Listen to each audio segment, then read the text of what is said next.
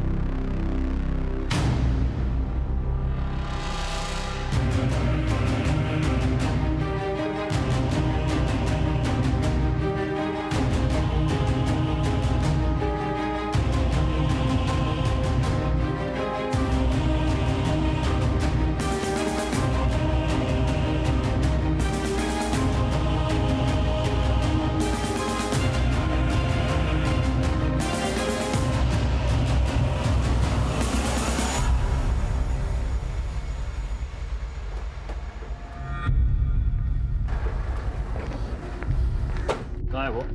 आपके केबिन में बिठा के रखा है।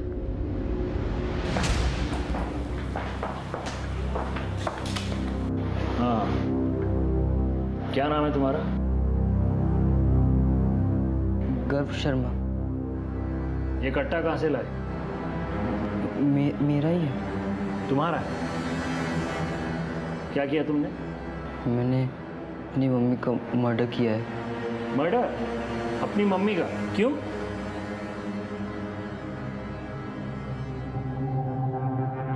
तुम रहते कहाँ हो?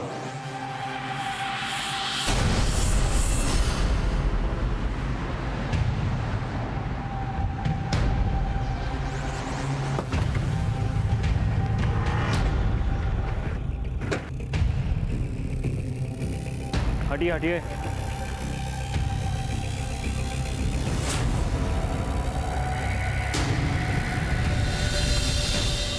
कहाँ है? ऊपर से। मैडम, आप इनको ले जाइए प्लीज। कम।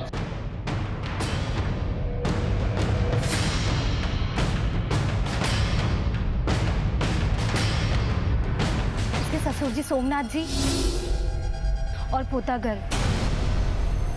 मैंने सोमनाथ जी को फोन किया है, वो भी बस आते ही होंगे। आप पड़ोसी हैं? जी सर, मैं यहीं रहती हूँ। गोली चलने की आवाज़ तो सुनी होगी? जी सर, मैं यहीं छत पर अचार डाल रही थी, तभी आवाज़ सुनाई दी। सर उस वक्त मैं समझ नहीं पाई कि वो गोली की आवाज़ थी, लेकिन थोड़ी देर के बाद मैंने गर्व को यहीं से निकलते हुए देखा। उसके हाथ में बंदूक थी। मैं देखकर घबरा गई थी सर, मुझे लगा कुछ गड़बड़ है और मैंने अंदर जाकर देखा तो वक्त क्या रहा होगा? सर करीब 2 सवा 2 बजा होगा। अरे एक मिनट, कहाँ जा रहे हैं? ऊपर नहीं जा सकते आप। घर है मेरा है। सर ये सोमनाथ जी हैं, इस मकान के मालिक। ठीक है, चाहिए।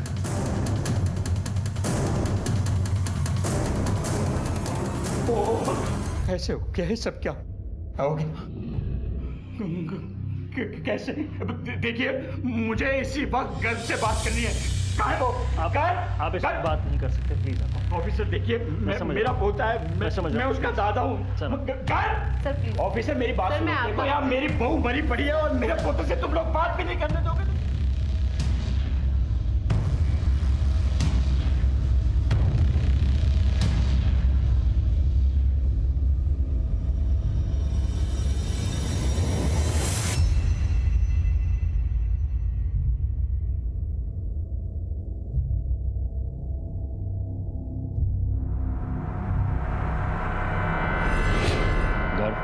बताओ, तुमने अपनी माँ को क्यों मारा? क्योंकि मैं अपनी मम्मी से नफरत करता था। क्यों, क्या रीज़न है? सर रीज़न खुद मम्मी है, क्योंकि मेरे पापा की मौत का कारण मम्मी है। पापा की मौत? उन्होंने सुसाइड किया था। तुम्हारे पापा ने सुसाइड किया, इसमें तुम्हारी मम्मी का क्या लेना देना? सर, क्योंकि मेरे पापा ने अपने सुसाइड नोट में मम्मी को ही अपनी मौत का जिम्मेदार ठहराया। कहाँ है सुसाइड नोट? सर वह अलमारी में। ये चल क्या रहा है? मुझे अंदर जाने दीजिए, मुझे गर्व से बात करनी है। हटिए। Sir please, sir please. देखिए, वो जो भी कुछ कह रहा है ना, वो सब सरासर गलत कह रहा है। आप अपने सीनियर को बुलाइए, मैं बात करता हूँ उनसे। अभी सर बात कर रहे हैं, जैसे ही बाहर आएंगे आप मिल लीजिए। देखिए, मैं भी मिलिट्री से रिटायर्ड ऑफिसर हूँ, आप मुझे इस तरह से नहीं रोक सकते। सर प्लीज समझिए, रूल्स हैं हमारे भी कुछ, प्लीज। कहाँ? इस अलमारी में।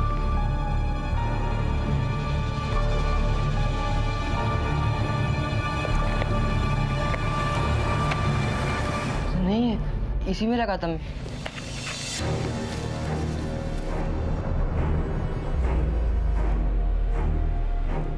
कहाँ गया? यहाँ है? सर यही था वो। कब की तुम्हारे पापा ने आत्महत्या? 3 महीने पहले। 3 महीने पहले तुम्हारे पापा ने आत्महत्या की, तो आज ही के दिन तुमने बदला क्यों लिया? क्योंकि 3 दिन पहले पढ़ा था मैंने सुसाइड नोट। लेकिन वो सुसाइड नोट है कहाँ? पता नहीं, मैंने यहीं पे रखा था। सर मैं अपने पापा को बहुत मिस कर रहा था। और जब मैंने वो सुसाइड नोट पढ़ा, मैंने अपना इरादा कर लिया और स्कूल से घर आया तो। गर्व, जल्दी से जूते खोल के मुंह हाथ धो ले। मैंने तेरे लिए गुलाब जामुन बनाए हैं, तुम्हारे पापा को भी पसंद थे ना। बंद करो नाटक। अगर इतना ख्याल रखती मेरे पापा का तो जान नहीं लेती उनकी तुम। ये क्या बोल रहा है? किसने कहा है सब तुमसे? पापा ने। क्या बकवास कर रहा है? पागल हो गया है क्या? झूठ है ये सब। झूठ ये नहीं मम्मी, झूठ वो है तुम आज तक हमसे बोलती आ रही हो। तुम ही ने मेरे पापा को मारा है, तुम ही ने मेरे पापा को मारा है। तुमने मेरे पापा की जान ली है। क्या कर रहे हो?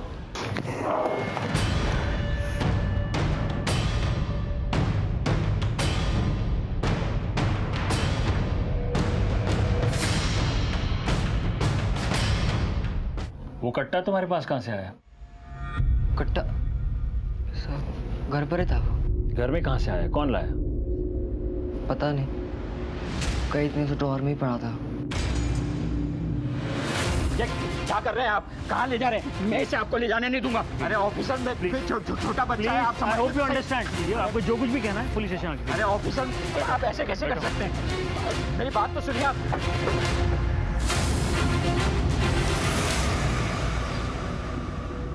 गर्व का चेहरा देखकर लगता नहीं सर कि वो सच बोल रहा है। हमें चेहरे नहीं, सबूत और गवाह देखने होते हैं अमर। तहकीकात में यह तय करना होता है कि सच क्या है और झूठ क्या है। ये देखो, इस तरह के देसी कट्टे बाराबंकी में बनते हैं। पर इनके घर में कैसे आ गया सर? कोई तो लाया होगा। बाराबंकी पुलिस स्टेशन के साथ कोऑर्डिनेट करो। मुझे इस तरह के इलीगल आर्म्स डीलर्स की सारी लिस्ट और कॉन्ट्रैक्ट किलर्स के सारे डिटेल्स चाहिए। Right sir. और वो गन फॉरेंसिक्स में भेज देना। Okay sir.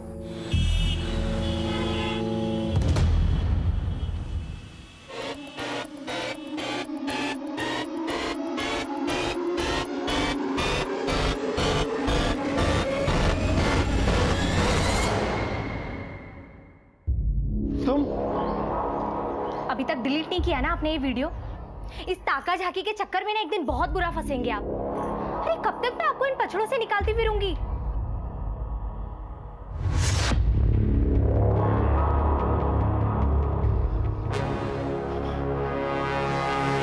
मेरा पोता गर्व कहाँ है? अंदर है। आप ऐसे नहीं अंदर जा सकते। अरे छोड़ो। क्योंकि ऐसे अंदर नहीं जा सकते। अरे एक आपकी पुलिस टीम ठीक से काम नहीं कर रही है। उस बच्चे ने आकर आपसे कुछ भी कहा और आपने मान लिया। क्या लगता है कि वो बच्चा हत्या कर सकता है, वो भी अपनी माँ की? ये कोई मामूली बात नहीं है। सोमनाथ जी, ये हम नहीं कह रहे हैं, गर्व ने खुद इकबाल जुर्म किया है। और इतना ही नहीं, उसने वो हथियार भी हमें सौंप दिया है और हत्या का कारण भी बताया। ये मामूली बात है क्या? देखिए सोमनाथ जी, मामला बिल्कुल साफ है और जहां तक बात इल्जाम की है, हम साबित कर देंगे सच क्या है और झूठ क्या है। मैं आपसे कह रहा हूँ कि ये सब झूठ है। आप ये कैसे कह सकते हैं? क्योंकि मैं जानता हूँ कि सच क्या है। क्या है सच? सच ये है कि कोमल की हत्या गर्व ने नहीं, मैंने की है।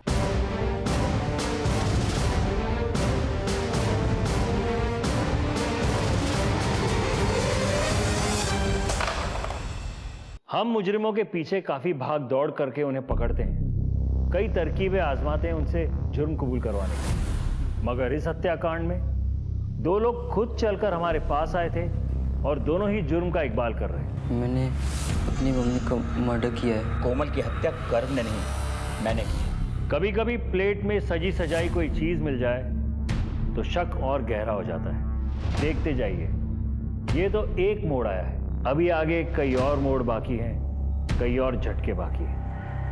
आप जानते हैं आप क्या कह रहे हैं? मैं अच्छी तरह से जानता हूं। क्यों मारा कोमल को? अब मुझे ना इस बारे में कुछ कहना है ना कुछ सुनना। क्यों नहीं सुनना? इसलिए ना क्योंकि पहली बार मेरी तरफ से किसी को तुम्हारे काम की जरूरत पड़ी है ना। अगर वजह इतनी होती तो काफी थी, लेकिन क्या? देखो कोमल, इस बात को यही रफा दफा कर दो, वरना क्या? हाँ, वरना मैं कुछ कर बैठूंगा। कोमल, आखिर तुम चाहते क्या हो? क्यों हंसते खेलते घर को नरक बना रही हो? क्या चल रहा है? कोई कुछ बताएगा मुझे? अगर कोई कुछ मुझे बताएगा तो मैं हल निकालूंगा। हल तो अब मैं निकालूंगी। कोमल, चल कोमल, चल मेरे साथ, तू चल। कोमल, तुम्हें जाना है तो तुम जाओ, घर कहीं नहीं जाएगा। क्यों नहीं जाएगा? घर मेरे साथ जाएगा। चल घर। नहीं। अरे नहीं नहीं, अरे तुम नहीं, ऐसे नहीं। घर मेरे साथ नहीं, जाएगा। नहीं जाएगा। मैंने मम्मी जी आपको लगे तुम पागल हो गए क्या? तुमने मुझे थप्पड़ मारा, बस यही कदर रह गई है मेरी इस घर में। चल घर, चल। ये तो कोई वजह नहीं है कोमल कुमार। तो कोमल चाहती क्या थी? आप दोनों को पुलिस थाना चलना होगा। क्यों? आपकी बहू कोमल ने जहर खाया है, वो हॉस्पिटल में है। उसने पुलिस को बयान दिया है कि आप लोगों ने उसे मेंटली हैरेस किया है, इसी वजह से उसने आत्महत्या करने की कोशिश की है। क्या बकवास कर रहे हैं आप? चलिए देखिए, आप मुझे इस चलिए, तरह चलिए, मेरे चलिए, साथ चलिए। आप जबरदस्ती नहीं कर जो भी सकते कहना इस तरह से।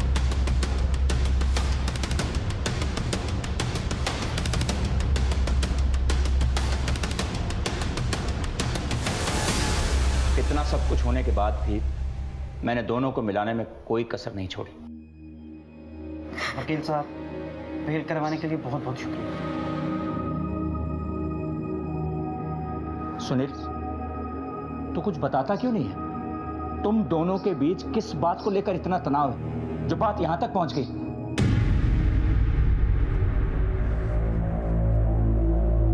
सुनील,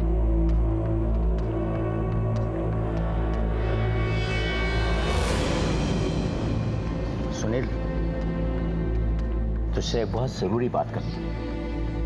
देख बेटा, पति पत्नी के बीच तो ये सब चलता ही रहता है।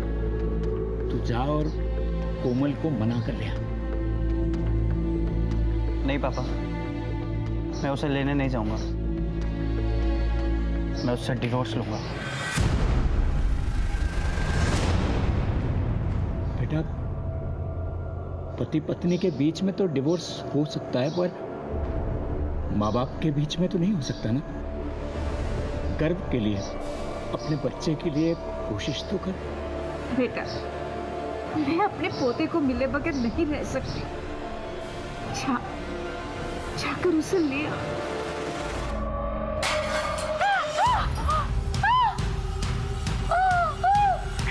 कौशल्या! कौशल्या! कौशल्या! कौशल्या! सुनील! उसने हम पे इतना संगीन इल्जाम लगाया कि जिसकी वजह से मेरे इकलौते बेटे ने आत्महत्या कर ली। उस सदमे में मेरी पत्नी चल बसी। हमारा हंसता खेलता परिवार बर्बाद हो गया। मगर उसी दिन मैंने ठान लिया था। मैं आपके साथ घर लौटने को तैयार हूँ, लेकिन मेरी कुछ शर्तें हैं। मुझे तुम्हारी सब शर्तें मंजूर हैं। बेटा, जो भी कुछ मेरा है वो तुम्हारा और गर्व का ही तो है। गर्व के लिए सही तुम मेरे साथ घर लौट चलो। अब मुझे यह बता दीजिए कि कैसे किया आपने ये सब?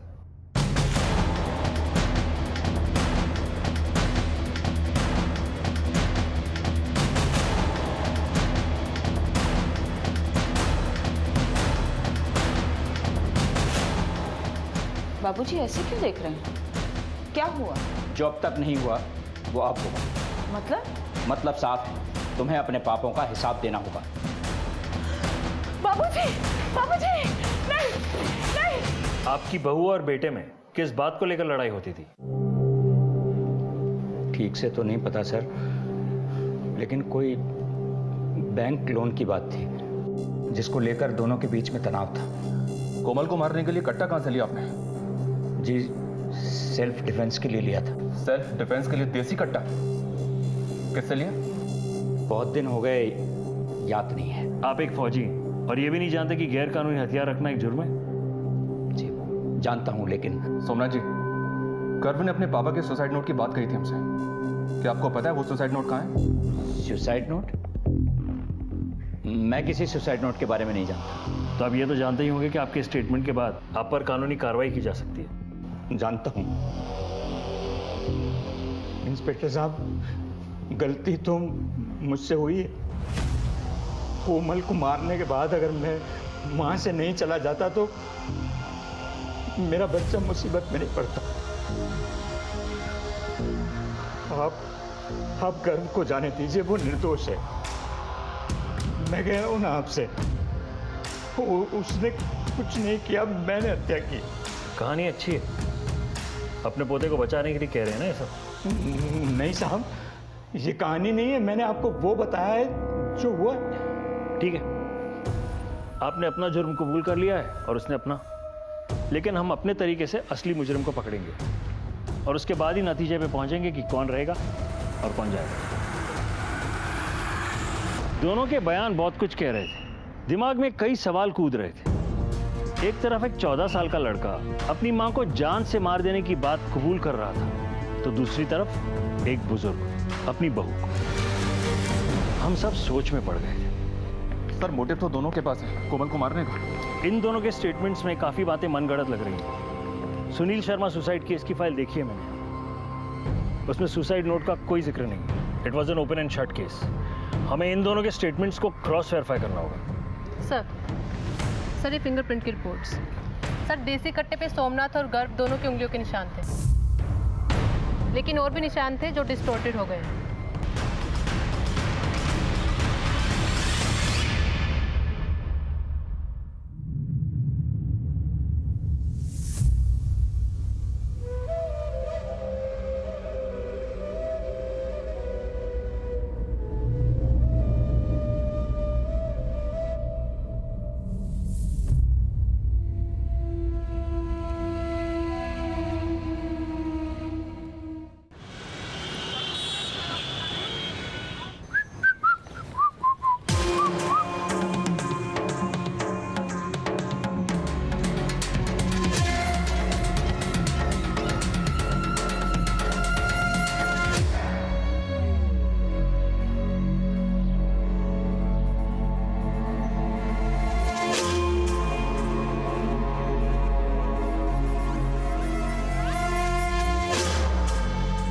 सर, पिछले 15 मिनट से दोनों ने एक बार भी बात नहीं की। अमर, करेंगे। घड़ा भर के छलकने में कुछ समय तो लगता है। बाराबंकी से कोई खबर? सुबह ही बात हुई थी सर, शाम तक डिटेल्स आ जाएंगी। देखो, गन तो आई है और हत्या भी हुई है। अब जाहिर सी बात है कि गन इनके पास उड़कर तो नहीं आई, कोई लाया होगा। अब जब तक इस देसी कट्टे की गुत्थी नहीं सुलझ जाती, हम इन्हें क्लीन चिट नहीं दे सकते।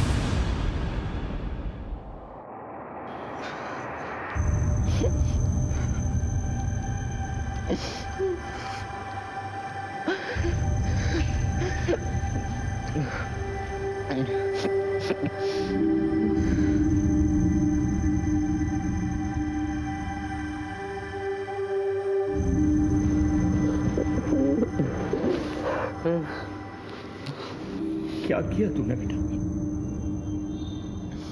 क्यों किया? बोल। अच्छा जाने दे, जो हुआ हो गया।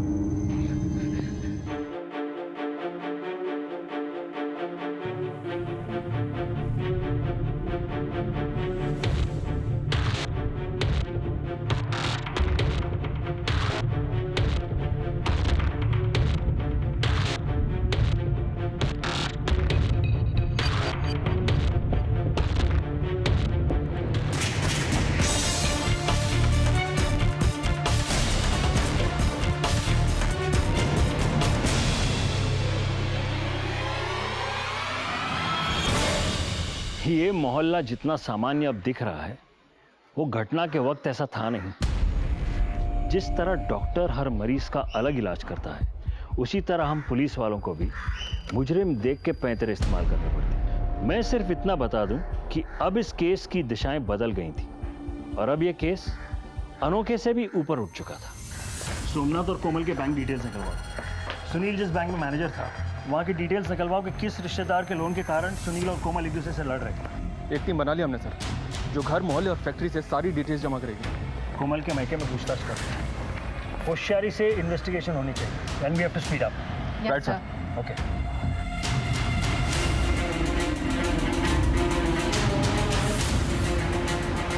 एक भरा खुशहाल परिवार था साहब, न जाने किसकी नजर लग गई। गर्व बाबा से तो बहुत प्यार करती थी कोमल मेम साहब।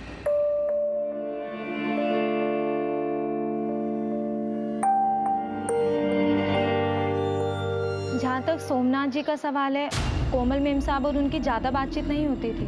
क्या इन दिनों तुम्हारी कोमल मेम साहब की किसी के साथ कोई अनबन चल रही थी, खासतौर पर सोमनाथ जी? नहीं साहब। किसी और का घर में आना जाना रहता है? नहीं। कभी किसी को लड़ते झगड़ते देखा है कोमल जी से? हाँ साहब, पड़ोस के रस्तोगी साहब से मेम साहब का झगड़ा हुआ था।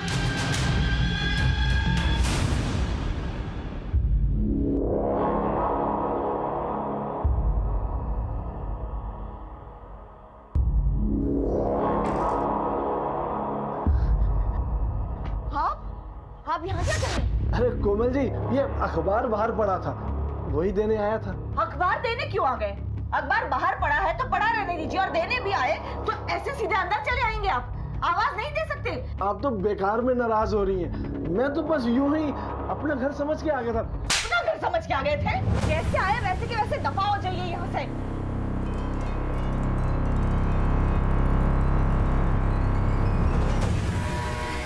ये कैसी बातें कर रहे हैं सर?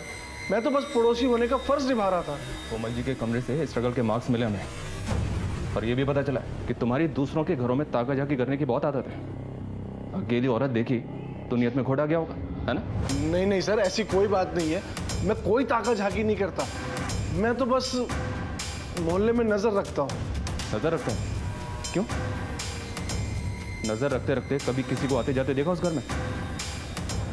नहीं सर। देख रस होगी, आज के बाद हमारी नजर तुझ पे रहेगी, समझे? आप कहना क्या चाहते हैं? ये सब हमने किया है? देखिए मैडम, आप हमें कायदा कानून ना समझाएं तो ही अच्छा होगा। तहकीकात चल रही है हमारी, और हाँ, जब तक हमारी तहकीकात पूरी नहीं होती, आप दोनों पति पत्नी ये शहर छोड़कर कहीं नहीं जा सकते। समझ में आया? जी।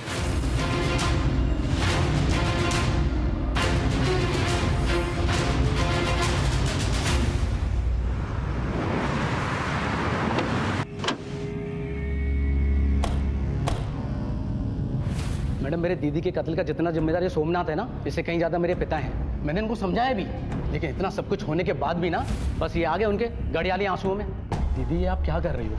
अब वापस उस घर में जाना चाहती हो? अब पागल हो गई हो? तू चुप रह, कोमल ठीक कर रही है। अरे सोमनाथ जी खुद चल कर आए हैं, और फिर गर्व हमसे ज्यादा उनके पास खुश रहेगा। और मैडम, वो तो पहले से चाहते थे हमसे कैसे भी बदला ले अपने पत्नी और बेटे का। मैडम, वो तो चाहते थे अपने पोते को हासिल करना, लेकिन बस दीदी उनकी चिकनी चोपड़ी बातों में आ गई। मैं जानती हूँ उन लोगों से बहुत गलतियां हुई है, लेकिन मुझे गर्व के भविष्य की चिंता है, इसलिए मुझे जाना पड़ेगा। आप लोग चिंता मत कीजिए, मैं सब संभाल लूंगी। ये ठीक कह रहे हैं, मैं ही नहीं समझ सका। उस दिन कोमल के जज्बाती फैसले को मैंने ठुकरा दिया होता और उसे नहीं भेजा होता तो आज मेरी बेटी जिंदा होती। कोमल और सुनील का किस बात को लेकर झगड़ा होता था, और ये किस मायके वालों को लोन दिलाना चाहती थी वो? ये तो मुझे नहीं पता, पर मैं एक बात कह सकता हूँ, मेरी बेटी का कत्ल सोमनाथ ने ही किया है। वो एक बेदिल इंसान है। पर गर्व तो कह रहा था कि उसने किया है। मैडम, गर्व झूठ बोल रहा है। उस बुड्ढे ने गर्व को अपनी तरफ किया है। आप उस बुड्ढे को तोड़िए, सच बाहर आ जाएगा।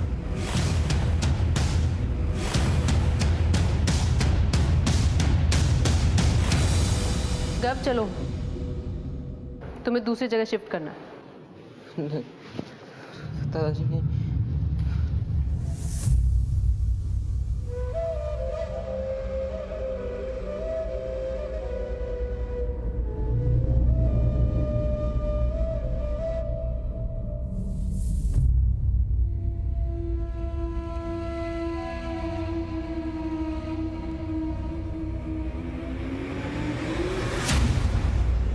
कुएं से तल की मिट्टी लाने के खेल मैंने बचपन में बहुत खेले थे। एक लंबी सांस लेकर कूद पड़ते थे। अब मुझे बिल्कुल वैसा ही लग रहा था। लंबी सांस भी भर ली थी और कूद भी पड़े थे, लेकिन तल की मिट्टी अब तक हाथ नहीं आई थी। सर, बाराबंकी पुलिस से रिपोर्ट आई है।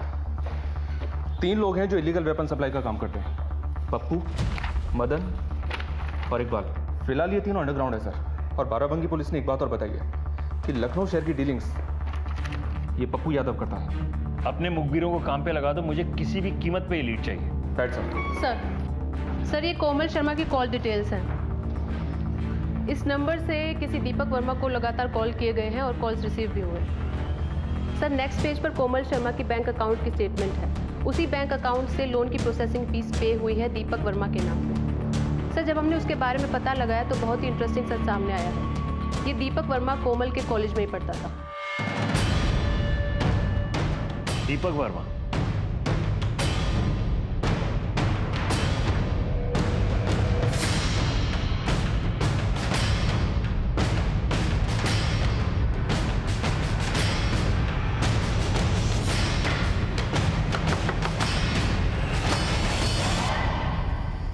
जी?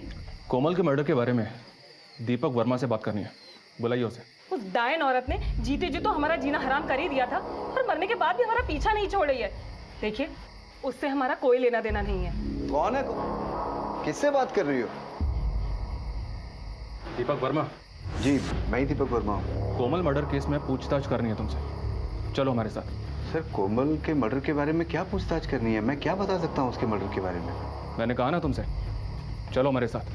सर, मैं कॉपरेट कर रहा हूँ। सर, ये क्या कर रहे हैं आप मेरे साथ? हमने आपसे बोला था ना कि उस औरत से दूर रहिए, पर आपने मेरी एक नहीं सुनी। अब तो पुलिस भी घर पे आ गई है और पता नहीं क्या क्या देखना बाकी रह गया है। जी हाँ सर, मेरी और कोमल के बीच में रेगुलर बातचीत होती रहती थी सर। दरअसल कोमल और मैं बचपन के अच्छे दोस्त हैं सर, एक दूसरे को बहुत अच्छी तरह से जानते थे। कोमल तुम्हें लोन क्यों दिलवाना चाहती है? इस लोन के चक्कर में कोमल और उसके पति सुनील के बीच झगड़े भी हुआ करते थे, क्यों? सर, अब उन दोनों के बीच में झगड़े क्यों होते थे ये तो मैं नहीं जानता हूँ सर, लेकिन हाँ सर, कोमल जेन्युइनली मुझे लोन दिलवाने में मदद करना चाहती थी सर। सर, मैं बाल बच्चेदार आदमी हूँ सर, कोई मेरा काम तो बना नहीं, लेकिन ये परेशानी खामखा गले पड़ गई है। मर्डर वाले दिन कहाँ थे तुम? कानपुर में था सर, अपने बिजनेस सेटअप के सिलसिले में। कहाँ रुके थे? सूर्या होटल में। ठीक है, जरूरत पड़ी तो फिर बुलाएंगे। Thank you sir.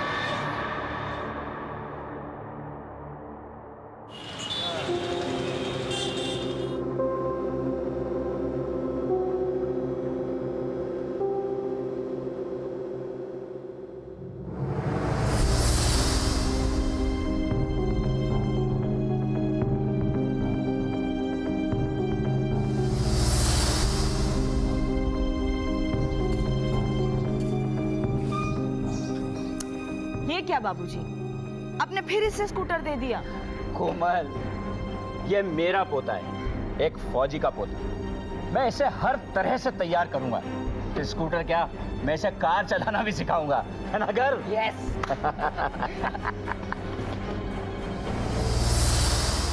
गर्व बेटा, देखो ये बस में खाने के लिए पकड़ो।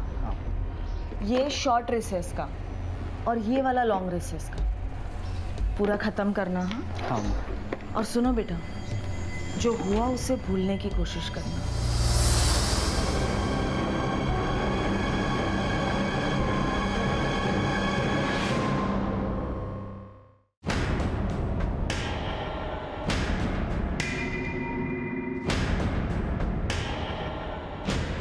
जी सर, ये फैक्ट्री सोमनाथ शर्मा जी का है।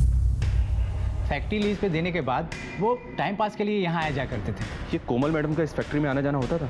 नहीं, लेकिन पिछले हफ्ते एक बार आई थी और उनका राघव साहब के साथ झगड़ा भी हुआ था। तुम अपनी बकवास बंद करो। सोमनाथ जी कल तक मालिक थे, अब मैं हूँ, और ये फैक्ट्री लीज पे देने का फैसला भी आज से मेरा है। तुम्हारा कॉन्ट्रैक्ट समझो आज से खत्म। तुम्हारा जो भी सामान वामान पड़ा हो वो उसे उठाओ और निकलो यहाँ से, चलो बाहर। अरे आप क्या, खुद सोमनाथ जी भी लीज पूरा होने से पहले हमें नहीं निकाल सकते? ठीक है, अब देखो मैं तुम्हारा क्या हाल करती हूँ। और मैं जो आपका हाल करूंगा वो सोमनाथ की बहू हो, इसलिए चुप हैं, वरना अपनी औकात पे आ गए ना तो अच्छा नहीं होगा। ये 15 तारीख को तुम्हारे राघव साहब फैक्ट्री से कितने बजे निकले थे? यही करीब 1:30 बजे के आसपास। अभी कहाँ है तुम्हारे साथ? राघव साहब महीने में 2-4 बार बाराबंकी जाते हैं। अभी वो बाराबंकी गए हुए हैं, आज आने वाले थे, आते ही होंगे। क्या राघव, आजकल बाराबंकी जाना बहुत हो रहा है तेरा? आजकल ही नहीं सर, हमेशा आना जाना लगा रहता है। बाराबंकी में बना हुआ कट्टा इस्तेमाल हुआ है कोमल की हत्या में। मेरा बाराबंकी आना जाना लगा रहता है, इत्तेफाक से कट्टा भी वहीं का मिला है। मतलब कातिल मैं हो गया? तुमने ही तो धमकाया था उसे। हाँ, धमकाया था। बात ही कुछ ऐसी कर रही थी वो। कोमल ने ये फैक्ट्री किसी को लीज पे देने की बात क्या कही? तुमने तो मरवा ही दिया उसको। गलत इल्जाम लगा रहे हैं सर आप हम पर। बहुत वफादारी के साथ अपना काम करता आया हूँ। वो औरत पहले अपना घर जला ली और चली थी फैक्ट्री हथियाने। अभी हमारा कॉन्ट्रैक्ट खत्म भी नहीं हुआ था। राघव, कोमल ये फैक्ट्री किसको लीज पे देना चाहती थी? किसको लीज पे देना चाहती थी, किससे बात कर रही थी, मैं कैसे बता सकता हूँ सर आपको। ठीक है, आज के बाद जब भी बाराबंकी जाओगे ना तो मुझसे पूछ के जाना, समझे? कभी कभी हम मेहनत तो बहुत करते हैं मगर परिणाम नहीं मिलता। मगर इस केस में हमारी मेहनत ने जो रंग लाया था उसे देखकर आप भी हैरत में पड़ जाएंगे। शुरू से ही मेरी 99% गट फीलिंग ये कह रही थी कि ये दोनों निर्दोष हैं। मैंने ये तेरा इल्जाम अपने सर ले लिया है। हाँ, कोई इंस्पेक्टर, कोई पुलिस वाला तुझे पूछे ना तो बोलना दादाजी को बचाने के लिए तूने ये सब किया है। दादाजी, आपने मम्मी को नहीं मारा? ये क्यों पूछ रहा है तू? क्योंकि मैंने तो मम्मी को नहीं मारा। मैंने आपको घर से निकलते हुए देखा। दादाजी, इसलिए मैं घर लेके पुलिस स्टेशन पहुंच गया। लेकिन दादाजी, मम्मी को आपने नहीं, मैंने भी नहीं, तो किसने मारा? दोनों ने भले ही एक दूसरे को बचाने के लिए झूठ बोला था, लेकिन उस झूठ में थोड़ी मिलावट थी और हमें दूध का दूध, पानी का पानी करना था, पूरे सच को सामने लाना। हमारी टीम को पता चला है कि पप्पू यादव नाम का एक बंदा है जो इलीगली कट्टे सप्लाई करता है। हमें शक है कि वो कट्टा लखनऊ में उसी ने सप्लाई किया है। अभी अभी हमें खबर मिली है कि वो आपके शहर लखनऊ में गोमती नगर में छुप के बैठा है। Thank you.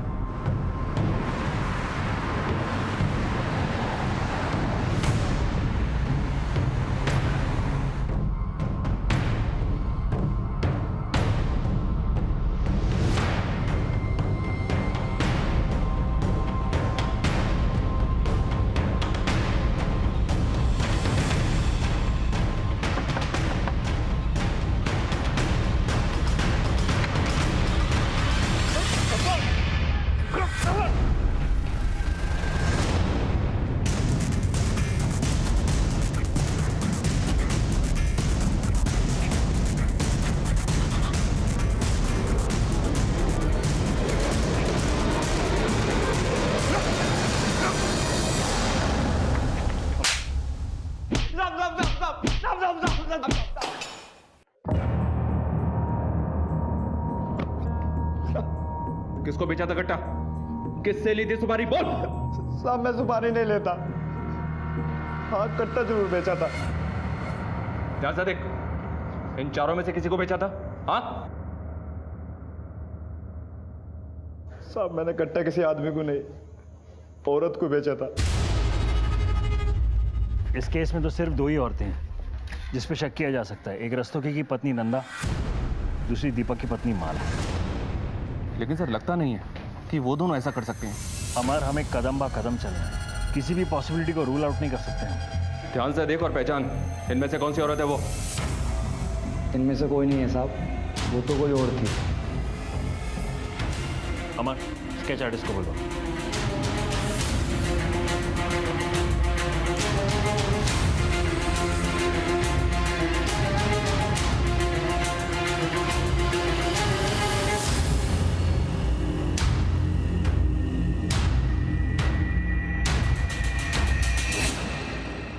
ये तो कोमल है सर। कोमल ने खुद को मारने के लिए कट्टा खरीदा था। ये बात समझ में नहीं आ रही। खुद को मारने का इसका मकसद क्या रहा होगा? जब अंधेरा गहरा हो जाए, समझो सुबह होने वाली है। हमारे रेडार में जितने भी लोग हैं, सबके मोबाइल लोकेशंस निकलवाओ। 15 तारीख यानी मर्डर के दिन क्या कोई नंबर कोमल के घर के आसपास 1 से 2 बजे के बीच एक्टिव था? I want that report on urgent basis. जी सर।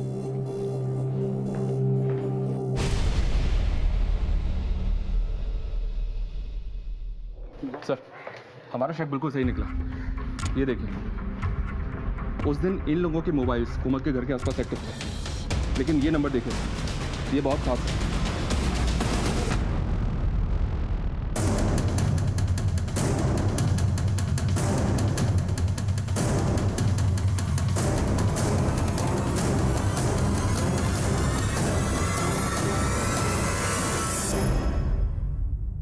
मैं आपको शुरू से बोल रहा हूँ कि 15 तारीख को मैं कानपुर में था सर, तो मैं लखनऊ में कैसे हो सकता हूँ? तुम सही कह रहे हो, हम भी यही सोच रहे थे कि जो आदमी कानपुर में है वो लखनऊ कैसे आ सकता है।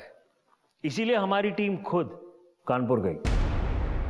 हाँ मैम, दीपक सिंह ने होटल बुक किया था 15 तारीख को और वो आए भी थे, लेकिन रात को 9 बजे। कोमल का मर्डर हुआ दोपहर 2 बजे। लखनऊ से कानपुर का सफर तूने तय किया के ट्रेवल्स की कार में। शाम को 6 बजे तू यहां से निकला और तकरीबन 45 मिनट एक ढाबे पर खाना खाने के बाद 9 बजे तू सूर्य होटल पहुंचा।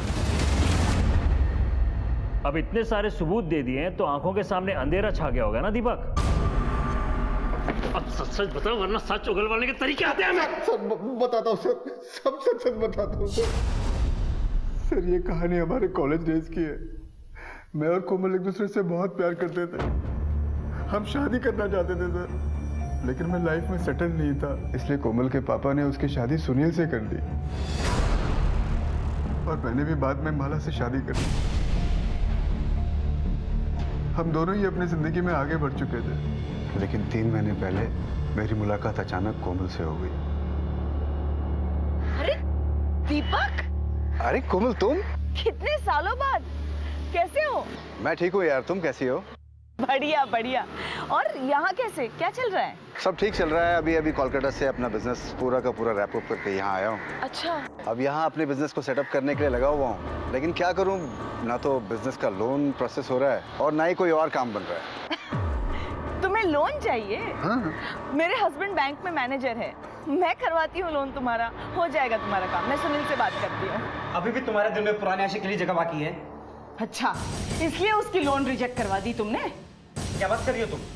देखो मैं बैंक मैनेजर हूँ, बैंक का मालिक नहीं। अगर लोन एप्लीकेशन रिजेक्ट हो गया तो हो गया, बस। मुझे इस मामले में ना तुमसे कुछ कहना है ना कुछ सुनना है। अच्छा, तो तू था उनके झगड़े का कारण? फिर? सर सुनील की मौत के बाद कोमल वापस अपने मैके में रहने के लिए आ गई और इसी दौरान हम दोनों की नजदीकियां और बढ़ गई। तुमने क्यों छोड़ दिया मुझे दीपक? मैं आज भी तुम्हारी हूँ, प्लीज मुझे दोबारा अपना लो। शायद हम एक दूसरे के लिए ही बने हैं दीपक। कोमल, अब मैं कभी तुम्हें दोबारा छोड़कर नहीं जाऊंगा, कभी नहीं। कोमल सोमनाथ की फैक्ट्री भी लीज पे तुझे ही देना चाहती थी ना? जी सर। सर ये सच है कि कोमल ने मेरे लिए ही फैक्ट्री के मैनेजर राघव से पंगा लिया था। मेरी और कोमल की नजदीकियों की खबर मेरे घर तक पहुंच गई थी सर, और मेरा और मेरी पत्नी के बीच रोज झगड़ा शुरू हो गया था। और इसी बीच कोमल के हाथ सुनील का सुसाइड नोट लग गया।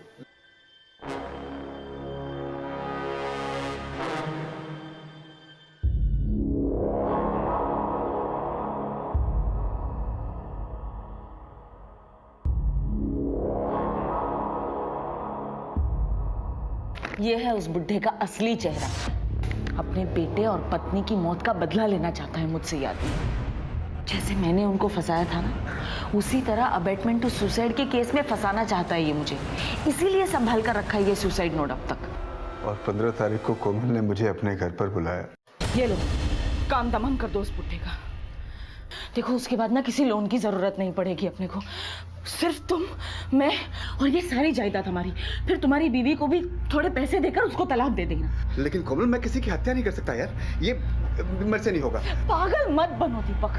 मैं चाहूँ ना तो उस बुड्ढे के खाने में जहर डालकर उसे कभी भी मार सकती हूँ, लेकिन मैं ऐसा करूंगी तो फंस सकती हूँ। किसी और से करवाऊंगी तो भी फंसने के चांसेस हैं। इसीलिए मैं तुमसे कह रही हूँ, देखो मैंने गन का भी इंतजाम कर दिया है। प्लीज मार दो उसे। अरे किसी को मारना कोई मजाक है क्या कोमल? तुम नहीं कर सकते तो मुझे करना पड़ेगा। मैं तुम्हारे बगैर अभी और नहीं रह सकती दीपक। कोमल, कोमल तुम बात को समझती क्यों नहीं है? गलत है। कुछ गलत नहीं है, मुझे मार डालना। अरे क्यों नहीं समझ? लेकिन वो मुझे खूनी बनाना चाहती थी। मैं अपना बस एक छोटा सा फायदा देख रहा था, लेकिन वो मेरे साथ बड़े बड़े सपने देखने लग गई थी सर। उसका मेरे प्रति प्यार दीवानगी में बदल चुका था और एक दिन सुसाइड नोट के डर से अपने ही हाथों अपनी ही जान गंवा दी उसने। तुम्हारे कारण एक परिवार बर्बाद हो गया, एक बच्चा अनाथ हो गया। अब सड़ो यहीं जेल में, इसी के हकदार हो तुम। कोमल के पिता ने कोमल की मर्जी के खिलाफ उसका ब्याह सुनील के साथ कर दिया था, बिना ये जाने कि उसके मन में दीपक के लिए जगह है।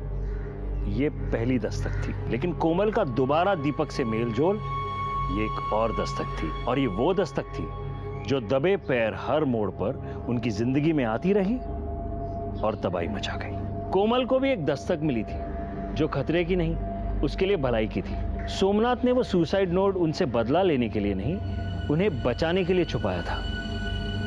कोमल वो गलत समझ बैठी, नतीजा खुद अपनी जान से गई। गलतियां हम सबसे होती हैं, अपनी गलतियों को सुधारना हम सबका फर्ज है, लेकिन गलतियों को दोहराना बर्बादी को दावत देना है।